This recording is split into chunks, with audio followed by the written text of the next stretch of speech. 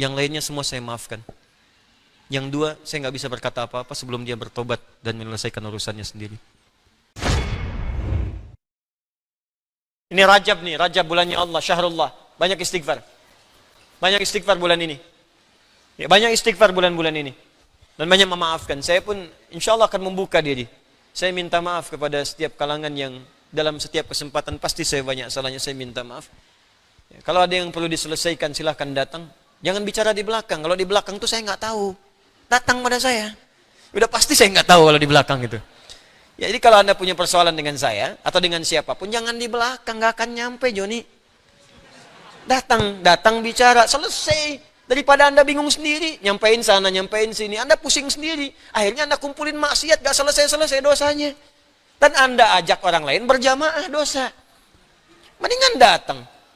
Saya kemarin buka Instagram. Ada curhat seorang suami istri. Minta solusi. Ustadz, saya baca itu, kadang saya baca beberapa kesempatan. Ustadz minta pandangan. Saya dilarang kakak ipar saya datang ke kajian Ustadz Adi Hidayat.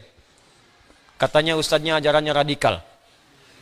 Terus kakak iparnya bilang, saya kenal Ustadz ini sejak di Kairo. Saya tahu dia. Padahal saya pun gak pernah belajar di Kairo. Kan? Saya tuh kuliahnya di Libya, Joni. Saya gak pernah kuliah di Kairo. Yang pernah saya lakukan, talaqi tafsir pada Syekh Tantawi Jauhari. Sampai dihadiahi kitab ini. Ini kitab dari guru saya yang mulia. Saya belajar langsung dari beliau, Syekh Muhammad Tantawi itu.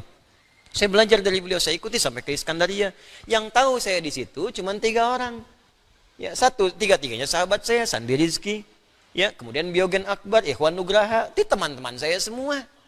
Tambah 1 Syekh Hafid orang Afghanistan yang pakar hadis sampai saya dihadiahi bagan hadis, beliau yang merangkum kurikulum di sana. Ya, Anda bayangin saya aja diundang ke Al-Azhar, ketemu Syekh Al-Azhar, teman-teman saya Syekh Al-Azhar, teman-temannya udah kumpul di sini. Saya sahabatan sama alumni Al-Azhar. Orang Al-Azhar ngundang saya, ngundang ceramah di sana, saya Al-Azhar juga mau ketemu. Orang sana nyebut saya moderat, orang sini nyebut radikal. Dia belum minum susu itu. Dia salah info, makanya datang daripada di belakang dapat info nggak jelas. Gitu. Jadi biasakan diskusi, klarifikasi, tanyakan. Jadi kalau kumpul-kumpul begitu capek nantinya. Ya, yang saya akan angkat tangan cuma 2 golongan. Saya serahkan hisabnya kepada Allah. 1 yang menyebut saya pelaku bid'ah. Itu saya serahkan hisabnya kepada Allah kalau dia tidak bertobat. Karena itu berat di hadapan Allah. Karena pelaku bid'ah tidak akan berjumpa dengan Rasulullah SAW. Saya mimpi sudah ketemu. Dan banyak dimimpikan orang bertemu dengan Rasulullah. Lalu Anda menyebut saya pelaku bid'ah, maka bagaimana cara saya bertemu dengan Rasulullah SAW? Tapi saya masih menahan. Kalau Anda masih bertobat, selesai urusan saya. Tapi kalau tidak, saya serahkan hukumnya sama Allah. Saya nggak mau bilang apa-apa. Itu saja. Yang kedua, orang yang menghambat orang yang ingin memperbaiki diri belajar dengan saya. Karena kata-kata atau kalimat-kalimat atau informasi yang tidak pantas, saya serahkan hisabnya kepada Allah.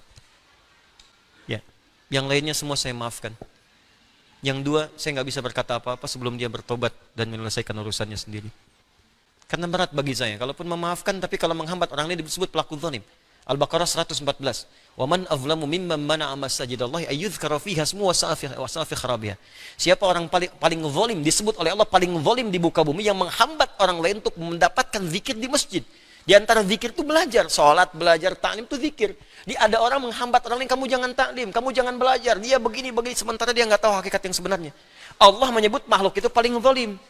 Lantas bagaimana saya mesti bersikap? Saya nggak tahu. Makanya jangan, Allahu Akbar, jangan cari masalah yang seharusnya tidak dilakukan. Ya, yang lain saya maafkan. Nah, kalau ada apa-apa cerita, ada utang, ada apa, kalau saya bisa saya bebaskan. Kalau saya bisa bantu, saya bantu. Ya hidup saya terbatas, kok besok meninggal juga. Mungkin antum duluan, saya belakangan bisa terjadi. Ya, atau terserah lah, gitu. Atau terserah. Ya, jadi sudah jangan banyak cari maksiat. Nah, kalau yang 2 tadi saya serahkan urusan sama Allah. Yang menyebut saya bid'ah, atau yang kedua yang menghambat orang lain untuk mengaji tanpa alasan yang jelas. Sehingga orang itu tidak mendapatkan kebenaran. Bahkan ada yang berbahaya sehingga membuat orang itu benci dengan saya padahal nggak kenal saya. Coba Anda kebayang nggak? Kalau Anda kenal, Anda benci, mungkin ada persoalan. Anda nggak kenal, Anda benci. Kebayang nggak? Yang paling bahaya itu kan paling bahaya. Anda nggak kenal setan, difasilitasi. Anda nggak kenal saya, dibenci. Kan perbedaannya jauh. Bayangkan Nabi Musa saja, Nabi, Rasul, ya kenal Firaun, makhluk paling zalim. Firaun tuh ustad bukan, ngaku Tuhan, hobi bunuh orang. Diperintahkan Musa berdakwah kepada Firaun, berkata dengan lembut, faqula lahu qaulan layyina. Anda Nabi bukan, Rasul bukan, surga belum jelas, amalan berantakan, hisab menegangkan. Ya berdakwah kepada saya yang bukan Firaun. Saya nggak pernah bunuh orang sampai sekarang. Mabuk nggak pernah, apalagi ngaku Tuhan. Terus tiba-tiba Anda mencela saya, Anda siapa? Allahu